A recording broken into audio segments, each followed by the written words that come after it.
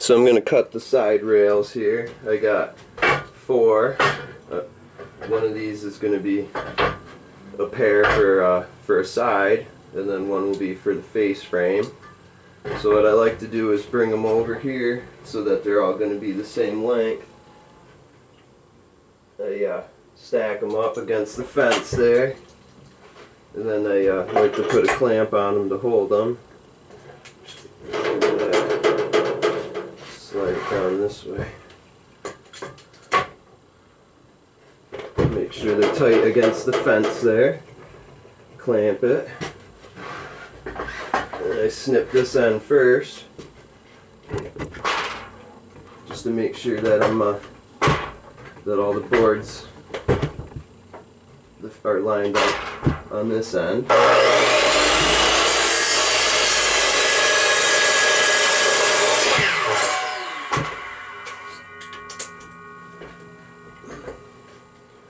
So that's what that looks like there. Then I like to flip it around like this. Get my tape measure. We're looking for 36 inches. Just slide it under the clamp like that. And come up 36 inches.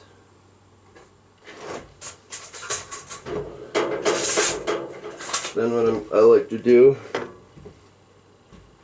so I won't be able to cut that straight with this clamp on. Come in further back with another clamp. Tighten that up. Then I loosen this one up.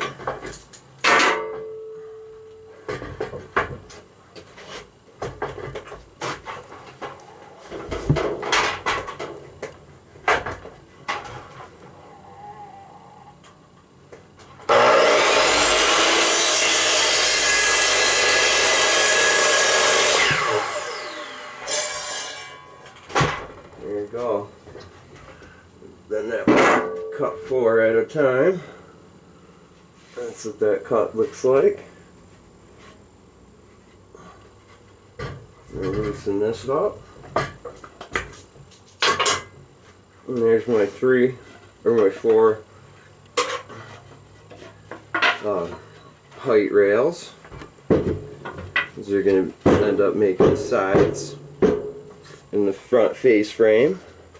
And then I got one more pair for the other side. We'll do the same thing. Line them up together as best I can and clamp them. Trim the end first, even though those, actually that's pretty, it's already pretty much lined right up for me, so I just have to turn it. Now, instead of using a tape, what I'm going to actually do here is loosen this back up. Flip it. I'm going to put my previously cut rail on there. Use that for a guide. And get this lined up here on this end. Then I'm just going to put my clamp on this end, where I already know they're butted up. And I don't even have to draw a line, I can just switch this over that way. Make sure we're lined up here. And now I don't want to take any off of that rail I already cut, so I'm going to put the blade down, slide my board pile right up to it. And that looks about good right there. And then there you have it. We've got a face frame and 2 sides that are all even height. got a lot of burn in here that I'll have to sand off. So it's mostly on the one side.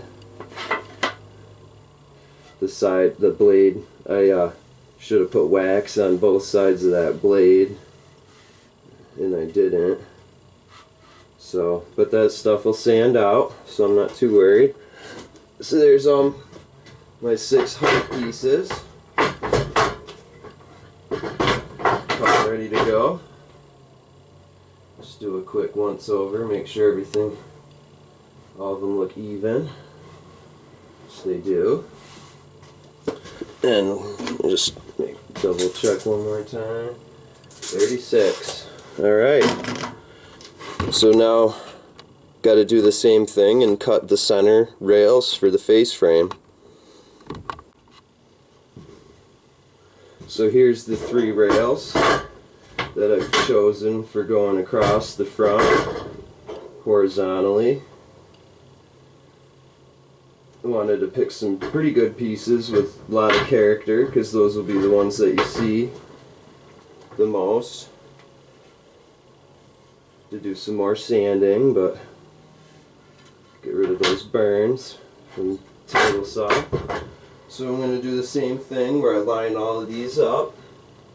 50.5 inches total width across the front here. So, and my rails are 2 inches wide, and there's 2 of them. So we know that that centerpiece is going to be 50.5 inches minus 4. So I got to cut that at 46.5. Alright. Slide that under. We gotta go 46.5. So it's going to be way up here. I want to be real accurate with this measurement. So we're going to have to go way down on this one. Way down here. And let's see, let's just double check that one more time. Alright. So we can safely cut that now. There's no going back after we make this cut. This will determine how wide the box is going to end up being.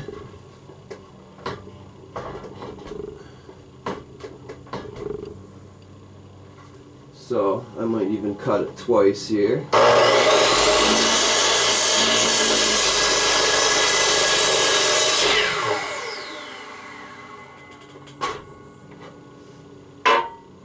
So I gotta take off about another 1/16.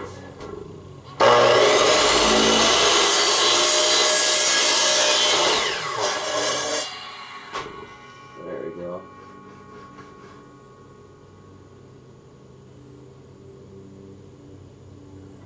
I might even take off just another little bit.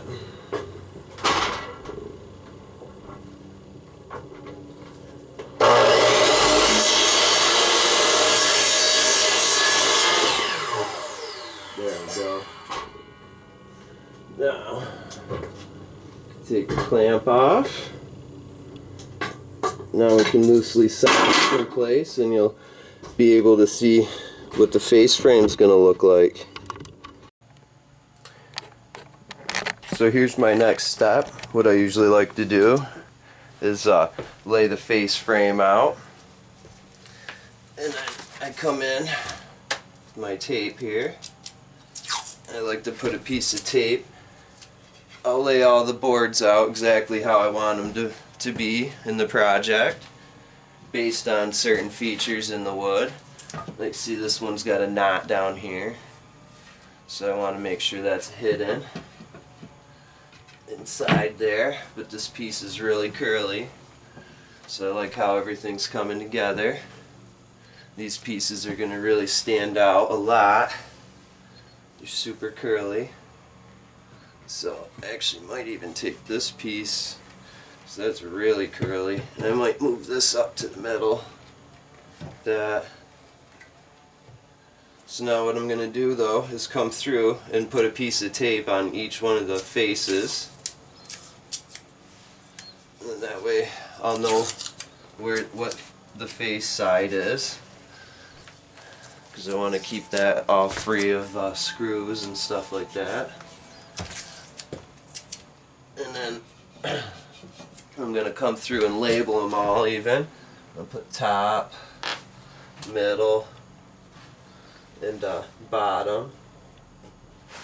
And then over here is going to be our right hand. And this is the left. So now what I'm going to do is just roughly put these where they need to go. Get out my stick ruler here for this one. Now I know this joint up here is going to be straight across the top, and then this is going to come down to 24 inches. So I'm going to mark 24 on here. And I'm going to come over on the other side and also do that. Mark off 24. So I know that's where the bottom of the middle rail is going to join in. So, and now we know that where the bottom is just going to be even with the bottom rail will be even with the bottom side rail. So that's going to be about the general proportions of this. What I like to do now, so I know that this is going to have, it's going to come in by 1/8 of an inch recess for the front door. So this is going to have the slider door built right into it, into the frame for the top and for the bottom. So what I do is I like to set this where I know that's going to end up. Right there. And then I'm going to draw on the top where that's going to meet. I'm going to do that down here also. Look at that, nice and straight. So that's where the board meets. That, and then I got one more on the side up here to mark off on the top. It's going to be right there. Then I like to refer back to the drawing here and see that I accounted for 1/2 of an inch groove for the slider door to fit into. So that means that that we're going to come up from this line 1/2 of an inch here, and I'm going to mark that off with a little bit of a darker line. Then I'll know that's where I got to stop my router. So then we come down here and we do the same thing, 1/2 inch. One is just a hash line. That's going to indicate where the rail meets. And then this darker line I got, that's going to indicate to me how deep the groove goes on this. So, and then I got the same thing down here. So where that joins in, you'll see the hash line here, right there. And then the dado groove is going to be that deep on this rail going all the way across. So now the grooves on the side rails are going to stop. That way they're not visible from the top end. So I'll have to stop the router at that line on these side rails. So that's why I have these markings on here. So the basic idea behind the slider door is to first say this is the vertical surface, or this is the inside surface of your face frame.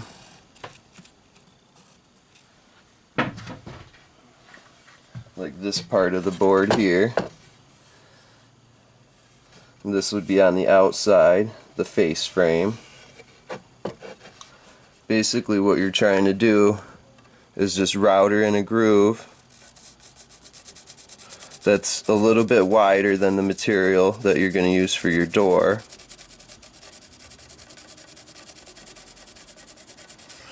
And that groove's going to go across the whole length of your wood, and it's going to provide the track for one of the sliding doors. The gap that you leave in between here, it's because you're going to end up making a sandwich. So you're going to come in with your second piece. It doesn't usually have to be quite as wide as this, but and this second piece is going to have the gap here. And this is the track for the second door, because the sliders come in pairs. So what you have here is two parallel tracks, and they're going to be separated by this middle piece here, and that's going to create the gap between your two doors as they're sliding back and forth. They need to each have their own separate track to slide in, and they need to be supported on both sides. So, and what you're doing, what is going to make one of these on the bottom, and you're also making the same thing identical in reverse on the top. So that's the basic idea behind the slider doors in the track system. Usually you can just do it with two pieces of wood and a router. So, and you just router out the groove just a little bit bigger than the material thickness of whatever you're using inside.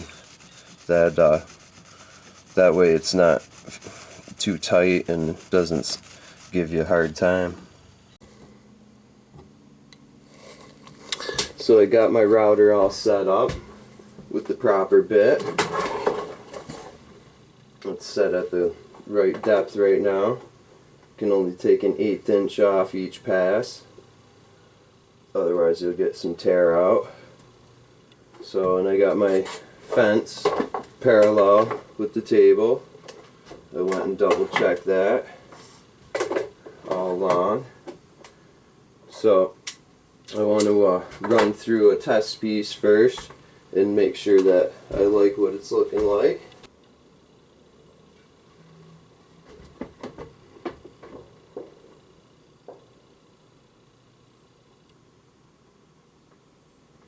And I'm just going to go for it.